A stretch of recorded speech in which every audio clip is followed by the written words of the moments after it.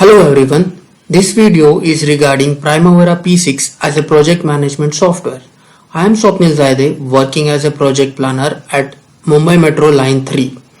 Now we will discuss why Primavera is important. Primavera is an enterprise project portfolio management tool. It includes project management, project scheduling, risk analysis and resource management. Let us consider a company as a portfolio. The company will be having number of project which is undertaken by that company. Now this project will be grouped into program, and further this program will be grouped into portfolios. Now the Primavera is only tool which is serve as a portfolio management software. Further, so the Primavera helps manage number of projects on a same platform.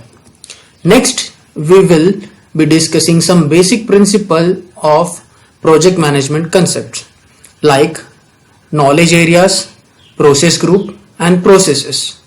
Next, we will be discussing critical path method, in which we will first make activity network, then do the forward pass with the formula given, and similarly we will be doing the backward pass, and then we will be calculating the float of individual activity based on which the total float will be calculated for all the activities, and after that we will be calculating the critical activities.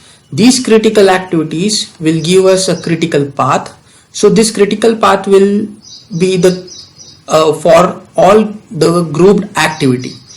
Now next we will be seeing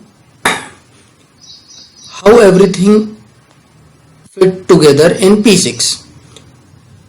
First we will be defining enterprise project structure, then we will be defining organization breakdown structure, then we will link OBS to EPS, then afterwards we will create a calendar like global, resource and project.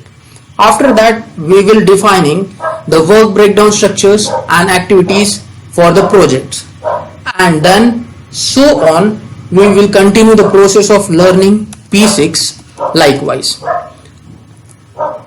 Here this is a brief outline of sessions we will be going through in the learning of Primavera P6. Introduction to project management concept. Second is introduction to Primavera graphic user interface. Then third, project work breakdown structure activities. Then fourth will be calendars. Fifth is activity relationship and scheduling. Sixth is constraints and codes. Seventh is resource role, assigning role and resources. Eighth session will be having resource analysis and labeling. Ninth session will be having baseline and updating project progress.